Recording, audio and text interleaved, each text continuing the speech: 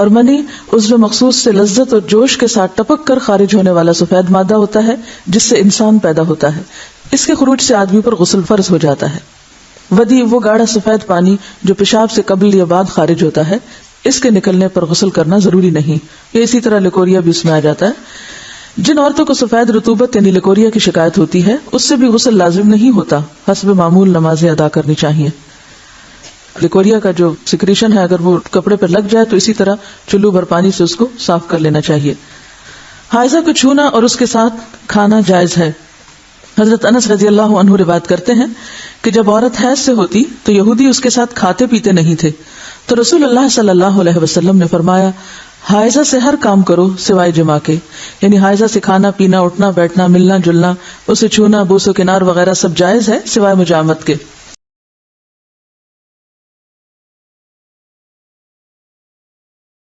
ہم اپنی عورتوں کے کس حصے میں آئیں اور کس حصے کو چھوڑیں، یعنی شوہر بیوی کے تعلق کی بات ہو رہی، تو کیا جائز حد ہے اور کیا نہیں ہے. فزیکل ریلیشن شپ کے لیے کس حصے کو استعمال کیا جا سکتا ہے کس کو نہیں، یہ سوال. تو اس پر آپ صلی اللہ علیہ وسلم نے فرمایا تمہاری بیوی تمہارا کھیت ہے، تم اپنے کھیت میں جہاں سے چاہو آؤ. جہاں سے چاہو آؤ کا مطلب کیا ہے کہ جہاں سے کلٹیویشن ہو سکتی، یعنی کہ کھیت کے تعلق سے کیا بتایا، نساؤکم حرث لکم فأتوا حرثکم انا شئتم. انا شئتم کا مطلب انا جو ہے ظرف زمان و مکان دونوں کے لیے آتا ہے کہ جانے کا کوئی خاص وقت مقرر نہیں کہ یہ دن ہے یا رات ہے، ایسی کوئی پابندی شریعت نے نہیں رکھی. اور اسی طرح جب کھیت کہہ کے بیوی کو بتایا گیا تو اس میں اس کی یعنی کہ اس کی قدر و قیمت اور اس کی حفاظت اور اس کی سرسبزی اور خوشحالی اور وہ ساری چیزیں اپنی جگہ ہے. پلس یہ بہت ہی حکمت کی بات ہے کہ کھیت میں کچھ اگ جب ہی سکتا ہے جب اس میں بیج ڈالا جائے.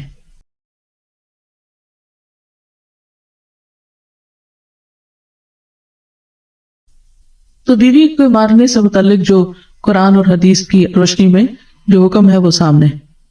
پھر اسی طرح غلام کو مارنے کی ممانعت، نوکر کو، غلام کو، اس کو بھی نہیں مارنا چاہیے. ابو مسعود بدری سے روایت ہے کہ میں اپنے غلام کو کوڑے کے ساتھ مار رہا تھا کہ میں نے اپنے پیچھے سے آواز سنی، اے ابو مسعود جان لو، اور میں غصے کی وجہ سے آواز سمجھ نہ سکا، یعنی ایسے مار رہا تھا کہ مجھے نہیں سمجھ آئی کہ کس نے پکارا مجھے. جب وہ میرے قریب ہوئے تو وہ رسول اللہ صلی اللہ علیہ وسلم تھے اور آپ فرما رہے تھے جان لو ابو مسعود، جان لو ابو مسعود. کہتے ہیں میں نے اپنے ہاتھ سے کوڑا پھینک دیا تو آپ نے فرمایا جان لو ابو مسعود، یعنی آپ بار بار فرما رہے تھے اللہ تم پر زیادہ قدرت رکھتا ہے تمہاری اس غلام پر قدرت سے، یعنی جتنا تم اس غلام پہ قدرت رکھتے ہو اللہ اس سے زیادہ تم پہ قدرت رکھتا ہے، یعنی تمہیں مارے گا. کہتے ہیں کہ میں نے عرض کیا اے اللہ کے رسول صلی اللہ علیہ وسلم میں اس کے بعد کبھی غلام کو نہیں ماروں گا. اور بعض روایت میں آتا ہے کہ انہوں نے آزاد کر دیا. ابو عمر زازان سے روایت ہے، کہتے ہیں کہ ہم لوگ ابن عمر کے پاس تھے، انہوں نے اپنے غلام کو بلایا جسے انہوں نے مارا تھا. انہوں نے اس کی پیٹھ کھول کر دیکھی، کہا کیا تمہیں تکلیف ہو رہی ہے؟ اس نے کہا نہیں.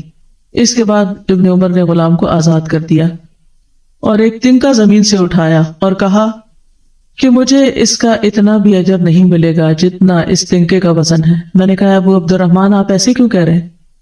انہوں نے کہا کہ میں نے رسول اللہ صلی اللہ علیہ وسلم کو فرماتے ہوئے سنا جو شخص اپنے غلام کو بے قصور یعنی حد شرعی کے علاوہ مارے یا اس کے چہرے پہ تمانچہ مارے تو اس کا کفارہ ہی اسے آزاد کر دی. کفارہ ہے، اس کی آزادی کا ثواب کوئی نہیں تنکے برابر بھی. یعنی بعض اوقات تم سمجھتے ہیں بڑی نیکی کی لیکن اس میں تو چھوٹ بھی گئے تو وہ بھی بہت بڑی بات ہے. صحابہ کرام جو تھے وہ خاص طور پر اس سے محتاط رہتے اور غلاموں سے درگزر کرتے تھے. ابو لیلہ کہتے ہیں کہ سلمان رضی اللہ عنہ نکلے، وہ اپنی سواری کو چارہ کھلاتے تھے تو وہ ہودے سے گرتا رہتا. ہودہ کیا کہتے ہیں؟ وہ چیز محمل باسکٹ کہہ لیں جس میں اس کا چارہ رکھ کے دیا جاتا. اس پر انہوں نے اپنے خادم سے کہا اگر مجھے قصاص کا خوف نہ ہوتا تو میں تمہاری پٹائی کرتا کہ تم نے ایسی چیز کیوں جانور کے آگے رکھی. تو مطلب یہ کہ اگر میں تمہیں ماروں گا تو مجھے بھی مار پڑے گی، اس لیے میں تمہیں مار نہیں رہا، ورنہ جو حرکت تم نے کی ہے اس میں تمہیں مار پڑنی چاہیے.